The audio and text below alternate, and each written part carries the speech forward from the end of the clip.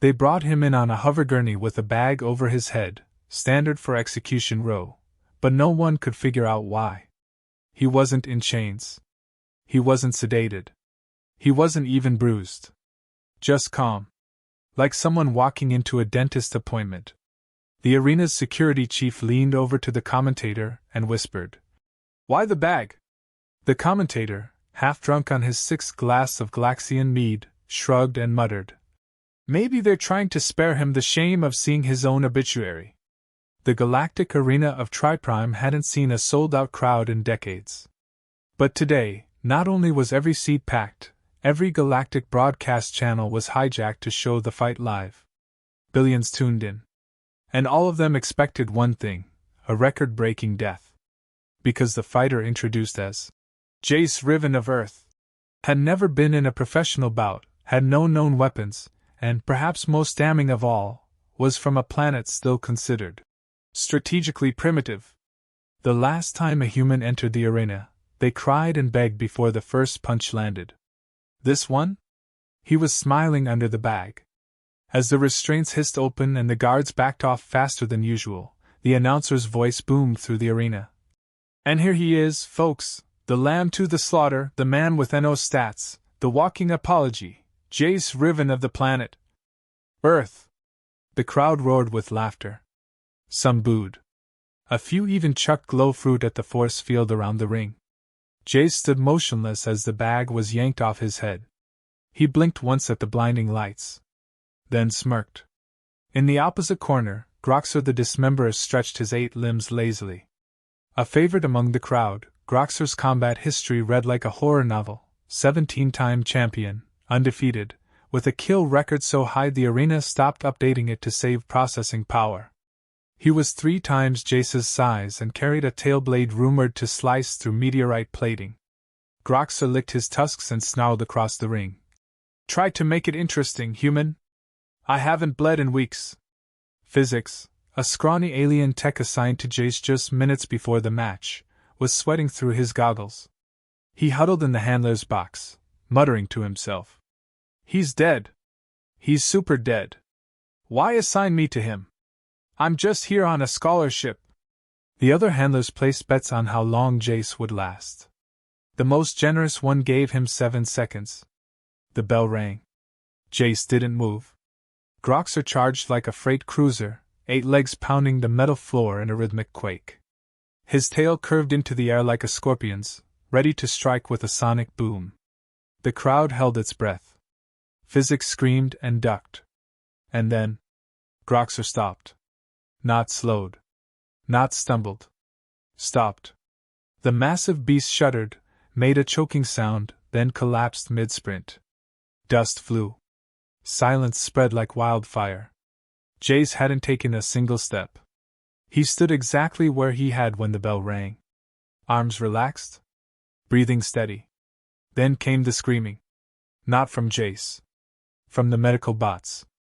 Arena medics swarmed Groxer's body, scanning furiously. The announcers, stunned into a rare moment of silence, finally stuttered through their confusion. Ladies and gentle beasts, it appears the match is over? Groxer is unresponsive. I repeat, Groxer is unresponsive." Physics peeked through his hands and nearly fainted. "He didn't even touch him." In the private box above the arena, a group of wealthy patrons stared down in utter disbelief. One of them, a retired champion known only as the Silver Maw, leaned forward and whispered, "Replay that. Slow it down. I want to see everything." The arena's replay drones zoomed in on the moment Groxer passed within a few feet of Jace. Frame by frame. The entire galaxy watched as nothing happened. No movement. No weapon discharge. No visible contact. And yet, at the precise moment Groxer's head aligned with Jace's gaze, the champion's vitals plummeted. Theories erupted instantly. Poison mist? Neural disruptor? Psychic strike? Maybe the human was a decoy, and the real attack came from offstage.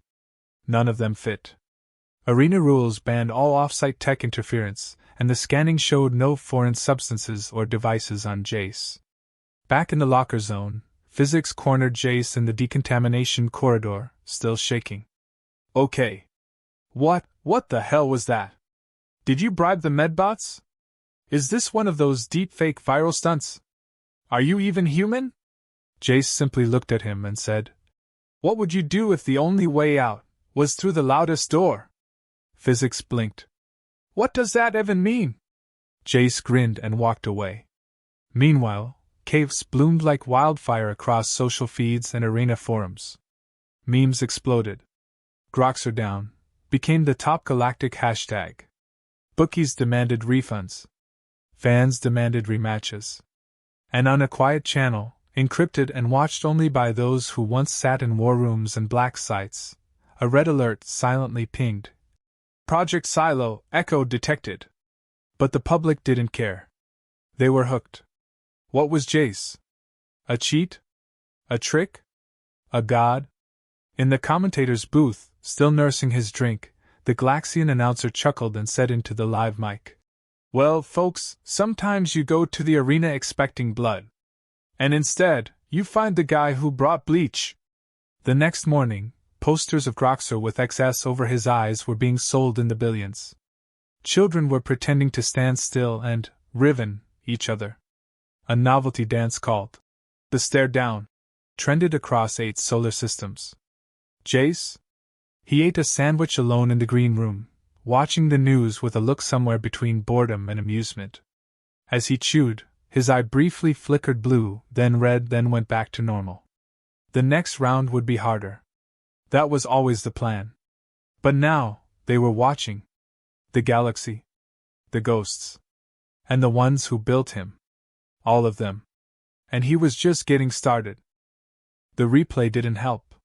Frame by frame, hollow by hollow, angle by angle, nothing made sense. Groxer died without a strike, without contact, without any external interference. Combat analysts tore through the footage for micro-gestures, twitch patterns, even air displacement, but the data screamed the same thing over and over. Jace Riven didn't move. Not once. Not enough to explain a death. Certainly not enough to explain the liquefaction of Groxer's vital organs. It wasn't a fluke. It wasn't luck. And it wasn't normal. The arena's forensic bots confirmed it. There were no toxins, no implants, no field disruptions. Groxer simply dropped dead in the middle of a sprint like his whole nervous system had decided to retire mid-shift.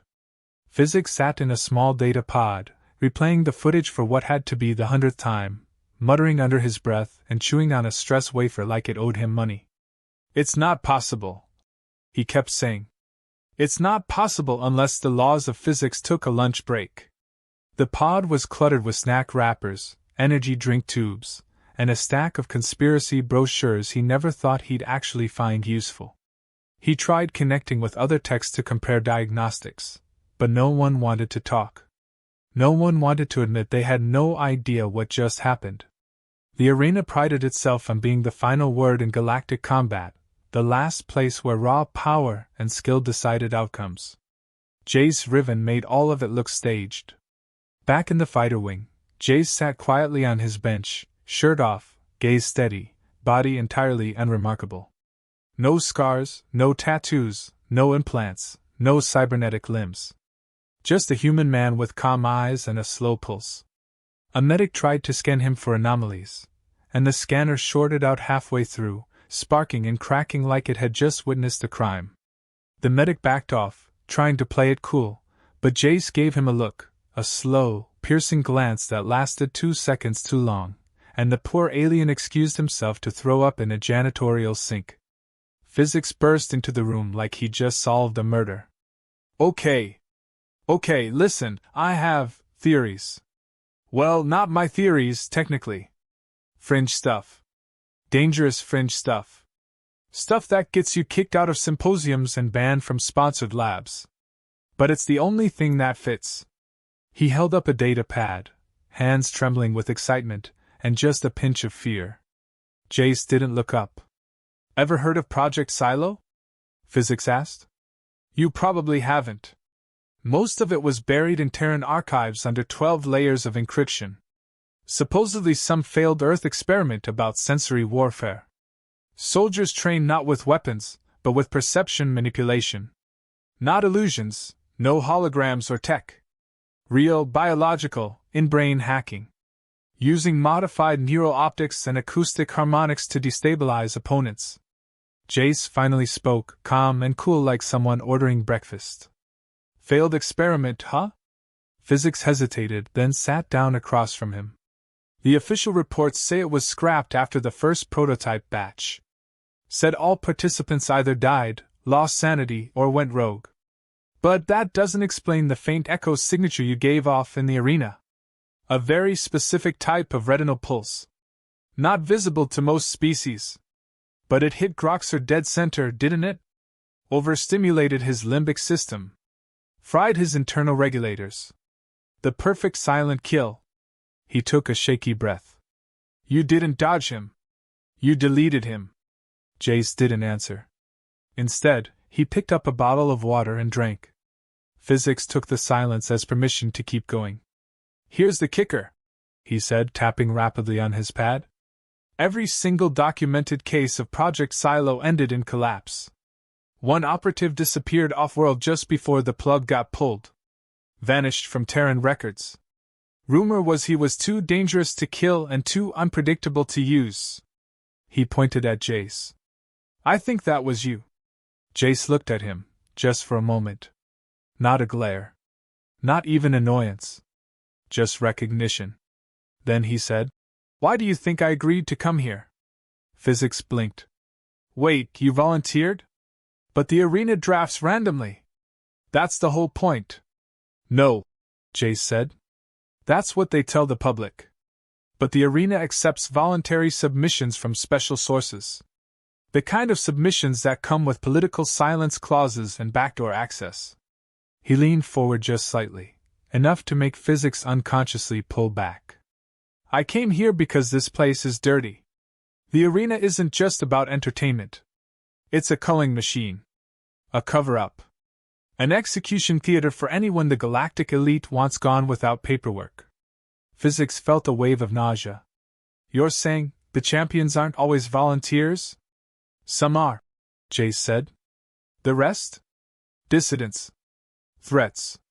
Whistleblowers. Slaves made to fight for freedom in a place where freedom's never on the menu. Physics stared in silence, brain buzzing with data, theory, and a very strong urge to disappear. Across the galaxy, the public was obsessed. Jace's fight was being replayed on every platform. Children were drawing fan art. Merch had already gone live. But deeper, under the noise, the power players were stirring. The overlords who ran the arena weren't pleased. Jace's victory had turned the system on its head. Viewership had exploded, but so had curiosity. People were asking questions. Dangerous ones. Who was Jace Riven? Why was there no record of his combat history? Why hadn't Groxer's body been returned for ceremonial burial? Why had several high-level analysts been reassigned without warning? A meeting was called in the highest circle of the arena's executive council. 12 beings sat at a massive floating table, each representing one of the core systems. One of them, a lizard-skinned diplomat with glowing eyes, spoke first. He has to be eliminated. Quietly. Publicly if necessary. The integrity of the arena is non-negotiable. Another, a three-headed ambassador of the Varnak Syndicate, leaned forward. If we kill him now, we risk martyrdom. He has fans. Billions of them. A third voice, colder than ice, offered the solution. Then we set the stage. We elevate him. Make him a symbol of pride. And then, we schedule him for the final ring. All 12 heads nodded in agreement. Back in the quarters, Physics was still pacing. You have no idea what they'll throw at you next. They're going to test you. Study you? Break you? Jay stood, stretching his arms casually. Good. That's the only way this ends. Physics frowned. Ends how? Jace looked at him with that same calm, terrifying certainty. With the arena begging to shut itself down. And for the first time since Groxer's fall, Physics wasn't entirely sure the human was bluffing. The summons came with no warning, no protocol, no ceremony. 1 second, Jace was quietly eating what passed for protein paste in the arena's fighter quarters. The next, 2 silent enforcers in obsidian armor materialized at his door. They didn't speak. They didn't blink. They just stared until Jace sighed, wiped his mouth, and stood. The hallway they walked through was not on any arena map. The walls hummed with privacy dampeners. No surveillance feeds. No echoes. No witnesses. They moved down into the underbelly of the arena where only the top brass walked without being seen, and even then, only in fear. The chamber they brought him to was unlike anything he'd seen before. Circular, ancient, untouched by the neon grime of the outer stadiums. A vaulted dome of black stone and quiet power. 12 figures waited for him, seated in levitating thrones that shimmered with silent menace. They didn't announce themselves, but Jace already knew who they were. The Council. The ones who pulled every string, orchestrated every fight, erased every inconvenient truth. Their collective net worth could buy star systems, and their influence spanned every major military alliance in the galaxy. The one in the center leaned forward. His voice was smooth, polished like glass soaked in poison. He didn't introduce himself. They never did. Jace Riven. Earth native. Registered 0 combat class. No known military service. No recorded weaponry, cybernetic enhancement, or authorized training. Yet you killed Groxer without lifting a finger. Would you care to explain how? Jace met his gaze without hesitation. He died. That's all that matters. A low murmur passed through the chamber like a warning tremor before a quake. One of the counselors chuckled softly. You're bold. That plays well with the audience. The first voice continued. The arena has rules, Mr. Riven. Rules we uphold so that chaos does not consume spectacle. We do not allow anomalies to destabilize the system. Jace took a slow breath. You brought me here, knowing exactly what I was. You didn't draft me at random.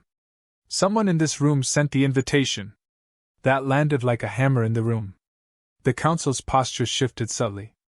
One chair rotated just enough to suggest discomfort. Jace smiled faintly. I accepted your challenge. I'm here because one of you is hoping I'll break the machine. Silence thickened.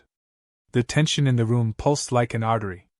Then, to everyone's surprise, another voice spoke, female, melodic, sharp. Let him fight, she said. Let him rise. He's the first thing this arena has seen in a decade that wasn't recycled violence. The lead counselor narrowed his eyes. And when he starts turning the crowd? When the other fighters follow suit? What then? The woman didn't blink. Then we adapt. Or we fall.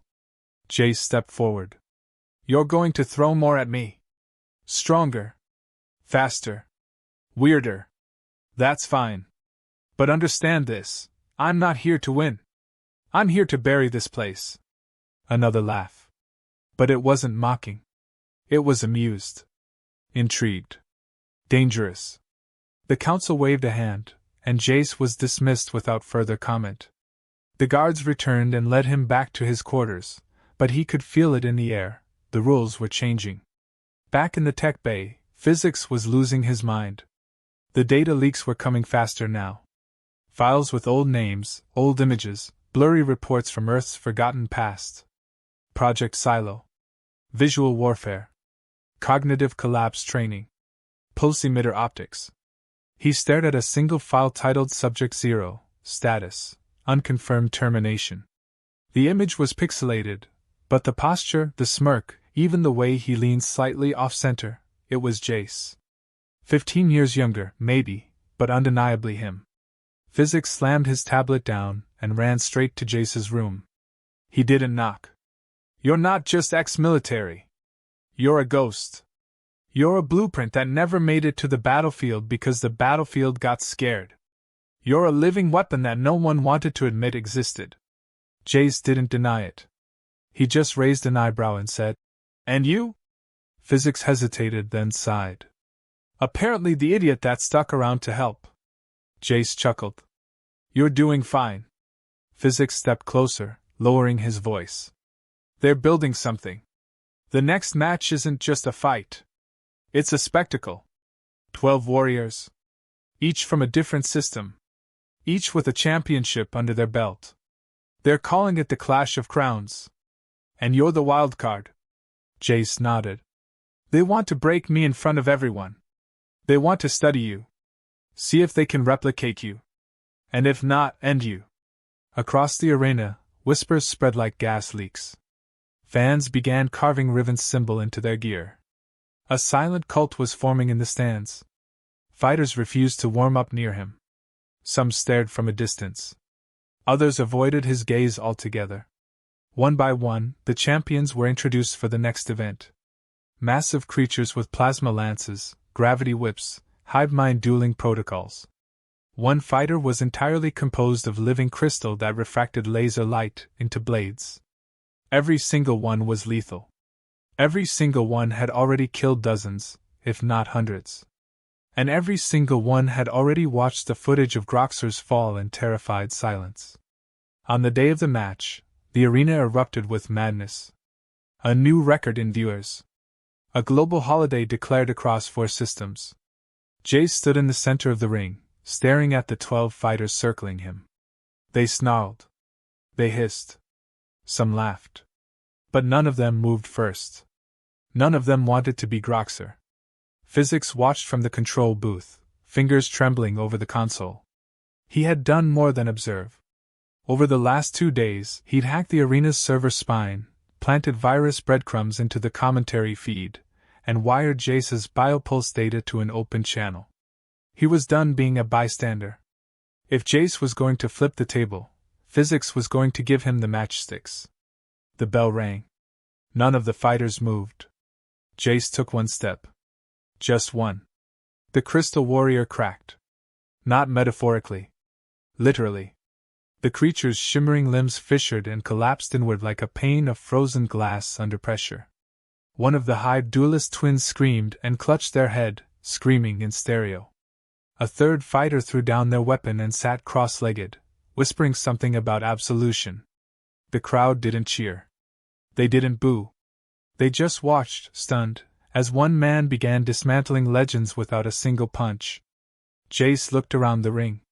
His eyes flicked. Red, then blue, then back to their natural shade. He wasn't fighting. He was demonstrating.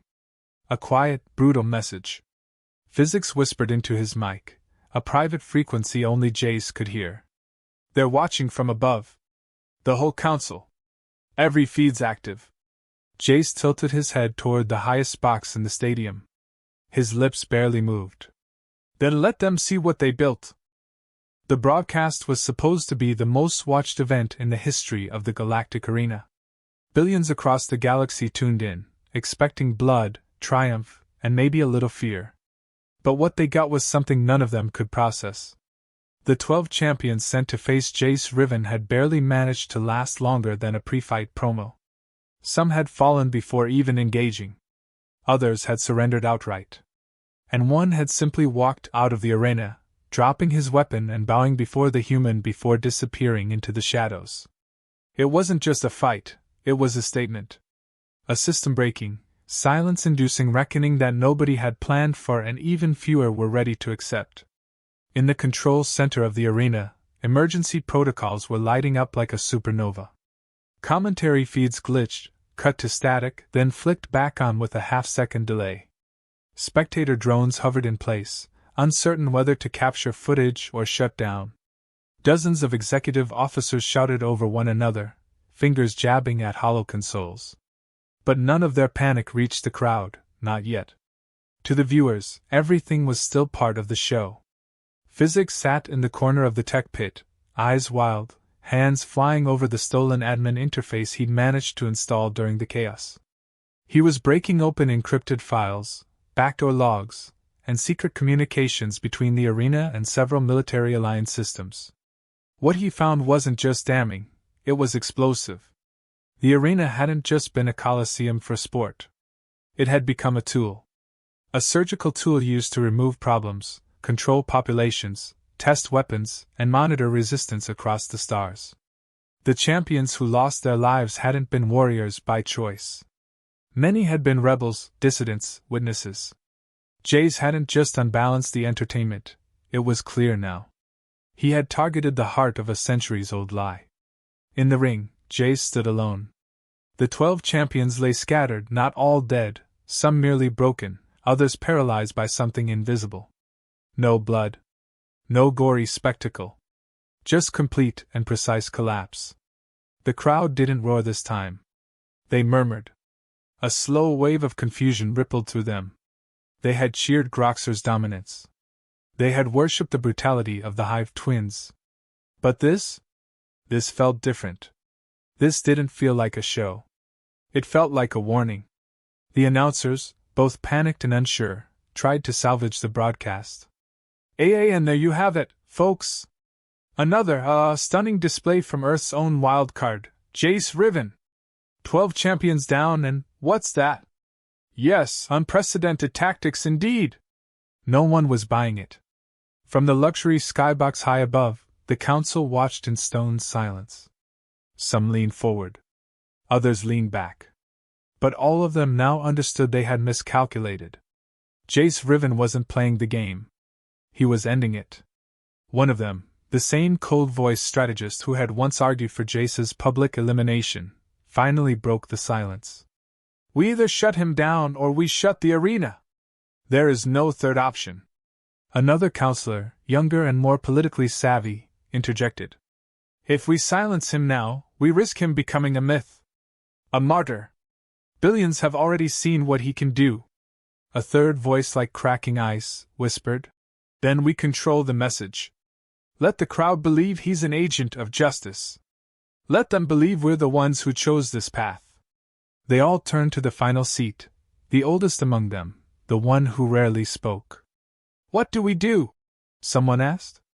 The old one finally responded, voice dry as dust. We open the final vault. Give him what he's looking for. But when he walks through that door, we make sure he doesn't walk back out. Backstage, Physics finished decrypting a set of deep-level files labeled Project Ashfall. Inside was a vault layout buried beneath the arena's deepest substructure, a space no audience had ever seen, no match had ever entered. It was referred to only as the Death Ring. No lights. No commentary. No escape. It had only been used once, decades ago, when an artificial intelligence evolved mid-fight and wiped out the entire control team. Since then, it had been sealed off, too unpredictable, too dangerous. Physics turned to Jace, who was calmly rewrapping his hand with a black strip of cloth, the kind not meant for grip but ritual. They're sending you down there, Physics said. They're going to say it's a championship bout. The ultimate test. But they're locking the doors behind you. Jace didn't flinch. Good. Then they'll be close enough to hear me knock. Physics stepped closer, voice lower now. Jace, I hacked their feeds. They're terrified of you. But not because of what you've done, they're afraid of what you might say. If the crowd hears the truth, what the arena really is, they'll burn this place to the ground. Jace looked up. Then get them to hear it. I'll need time, Physics said. I'll need access to the arena broadcast route and the executive override key. That means stealing it from the Council's personal network. Jace stood. You've got 1 hour. An hour later, the final match was announced. The stadium erupted again, but this time the cheering was less joyous and more unsettled. People didn't know how to feel anymore. There were no opponents listed, no visuals shown, just the words, Jace Riven. Final bout. One way out. As Jace stepped into the underground shaft that would take him into the Death Ring, the doors behind him hissed shut with finality. The elevator dropped silently, the lights flickering off as he descended. No arena music. No crowd noise. Just a pulsing heartbeat in the walls. He emerged into darkness. No grandstand. No lights. Just metal and silence. A single figure stepped from the far shadows. Not an alien. Not a machine. Another human. But not quite. The figure spoke in a voice nearly identical to Jace's. You shouldn't have come. Jace narrowed his eyes. How long have you been here? Long enough, the clone said. They left me to rot after the first trial. They couldn't control me. Couldn't kill me. So they buried me. Jace stepped forward, expression calm. They made us weapons. I chose to become a message. The clone tilted its head. Then let's show them the cost of sending a message. The final battle didn't air. But the broadcast didn't matter. Because above, as the fight began, physics finally triggered the override and uploaded everything. Project Silo, the death records, the slave logs, the silent executions, the cover-ups. It all hit the arena's main screen in a flood of unfiltered truth. The crowd gasped. The council panicked. And deep beneath them, in the death ring, the two deadliest humans in the galaxy collided. One created by the system. The other here to destroy it. The arena above had turned from a stage of spectacle into a theater of reckoning. Screens that once displayed highlight reels and fighter stats were now overloaded with raw, unfiltered data dumps.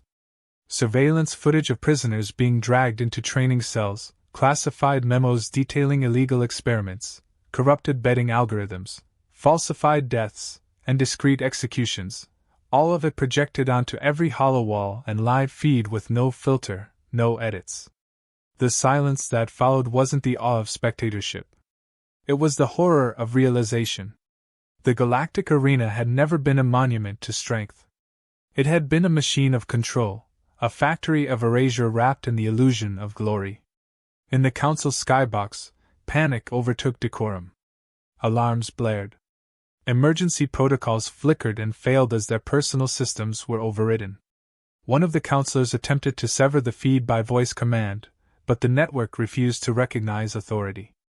Another slammed a secure line to a military fleet for extraction, only to find the fleet had gone dark. Some had turned away, others had gone rogue, their soldiers watching the truth alongside the rest of the galaxy.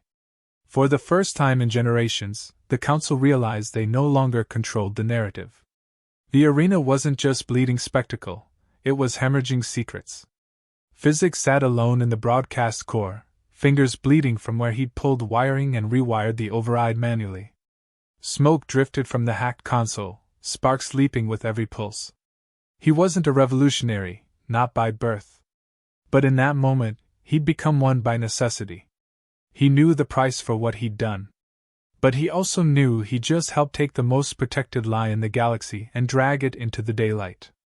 Somewhere deep below, Jace was still fighting, and he would make sure the galaxy never stopped watching.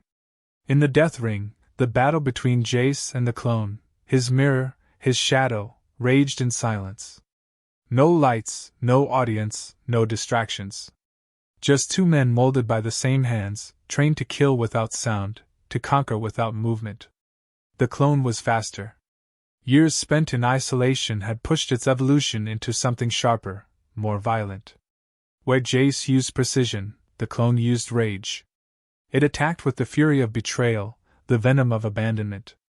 Blades formed from the air itself, light fractured by retinal emitters, harmonics twisted into concussive bursts. But Jace didn't flinch. He moved through the chaos like a man who'd already died once and didn't fear doing it again. Every strike he absorbed, he returned in silence. Every pulse the clone unleashed, Jace redirected. The ring became a storm of invisible warfare, no fists, no guns, only the manipulation of human senses pushed to their outer limits. At one point, both men stood frozen, eyes locked, bodies unmoving, but inside their minds frequencies clashed, memory triggers fired, and instincts long buried fought to surface. The clone snarled, voice hoarse and raw. They left me down here to rot. To decay. To become the secret they never had to bury. And now you walk in here like some righteous phantom? You think you're better than me? Jace's voice was steady. No. I'm just the one who got out. And came back. The clone lunged, a blur of light-bending speed. Jace caught the motion mid-beat, twisting the clone's momentum into a collapse, throwing him against the wall with a resonant shockwave. Dust rained from the ceiling. The lights above flickered for the first time. Somewhere far overhead, the crowd could hear the distant thrum of war below. But it wasn't until the silence returned that they understood something final had just happened. Physics, now leaning heavily against the shattered console, saw the biometric feed flatline. Not Jace's. The other one's? The clone signal cut out completely, followed by a brief surge of neurofeedback across the system like a scream choked by static. Then nothing. Black silence. Moments later, the doors of the death ring creaked open. Not by request. Not by command. They simply opened, as if the arena itself had recognized the conclusion. And then, through the thick shadows and broken light, Jace walked out. Alone. No fanfare. No victory call. Just a slow, echoing sound of boots on steel. His face was blank. His breathing calm. His hands slightly bloodied, though not his own. As he emerged into the center of the arena once more, the massive crowd, still processing everything they had seen, rose in near unison. Not in applause. Not in celebration. But in acknowledgement. Jace Riven hadn't won a championship. He had survived an execution chamber, toppled an empire's secret, and exposed a lie so vast it made heroes look like pawns. The galaxy saw him now not as a warrior, but as a mirror of the system's failure. The council was gone. Fled. Detained. Some reportedly disappeared into their own emergency vaults. Others had been seized by their own guards, no longer loyal to a broken institution. The arena's ownership shifted within hours. A coalition of neutral systems, shocked and newly awakened, declared the games suspended indefinitely pending full investigation. Protests flared across multiple planets. Statues of old champions were torn down and replaced with a simple sigil, two parallel lines standing side by side. The mark of the silent resistance Jace had unknowingly started. Physics met Jace at the corridor, limping from exhaustion, covered in soot and dust. He looked up at the man who had just ended the most feared program in galactic history and managed a weak smile. So, was that part of the plan? Jace finally smiled, faint and tired. The plan was just to get them to listen. Physics chuckled, then winced at the pain in his ribs. Well, you screamed. Jace walked past him, heading toward the exit, where the arena's security barriers had already been disabled. Good. Let them echo. Years passed. The arena was never rebuilt. Its ruins became a neutral memorial space, a scar that systems from across the galaxy visited to remember what had happened, and what had been hidden. Jace vanished after the final match. No official sightings. No public statements. But rumors spread of him moving planet to planet, dismantling systems of control wherever he found them. No longer a warrior. Just a man with a cause and a stare that made tyrants hesitate. And far away, on a quiet moon with no name, a bunker sat nestled beneath frost-covered hills. Inside, a small group of former fighters, ex-analysts, and defiant engineers gathered around blueprints, not of a new arena, but of something else entirely. A place where beings could train not to fight each other, but to protect those who couldn't fight at all. On the wall above their table, etched in stone, was a single phrase. It wasn't a motto. It was a reminder. Let them cheer. I came here to change the ending.